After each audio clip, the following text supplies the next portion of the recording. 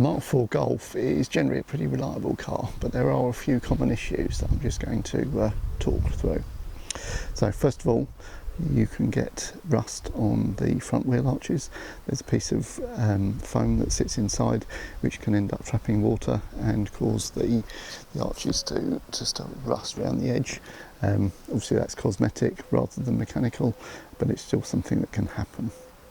Something else at the front of the car is the front anti-roll bar bushes. If you get a knocking sound at the front, chances are those bushes need to be replaced. The bushes can perish and shrink over time, which means the anti-roll bar then is moving about in them. So it then requires new bushes, and that will fix the knocking.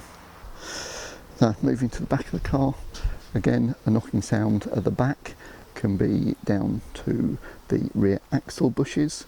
As you go over a bump, the axle will make a noise, a sort of a knocking sound, and that again is something that once it's replaced, that's not something that's so easy to do at home, and from a garage might cost you between 150 and 200 pounds.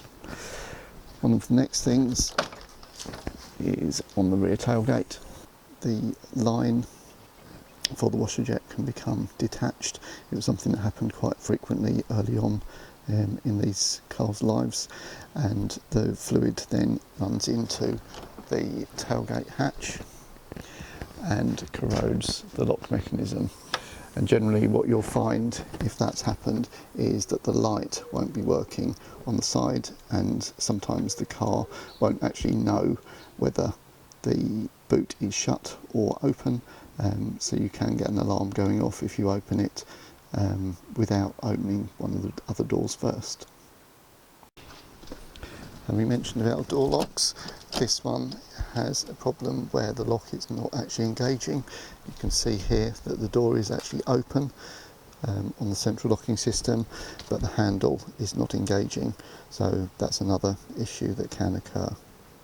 Under the bonnet, the engine is generally pretty reliable again, particularly the TDIs, the PD ones, unless it's the 150 which has some issues with the camshaft wear.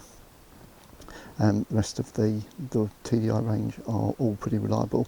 One of the things that can happen is you can get a very noisy alternator, which is due to the adjuster mechanism wearing out, and that can be replaced separately to the alternator.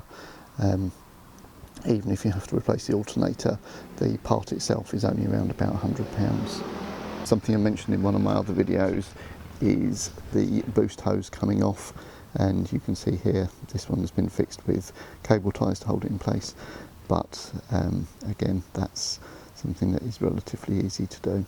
Behind the wheel, one of the problems that you will have seen in one of my other videos is the indicator stalk making a clicking sound after the car, after you've stopped indicating, and that's due to build up of dirt on the contacts, and that can be fairly easily cleaned.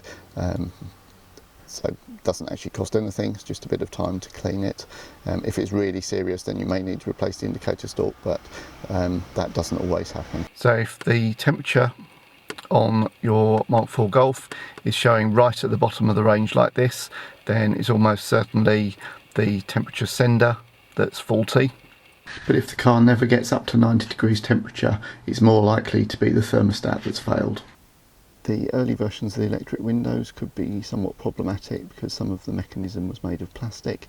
Later ones changed to metal, and that means that when the plastic breaks, the guides stop the actual window going up and down, which means it needs the mechanism replacing.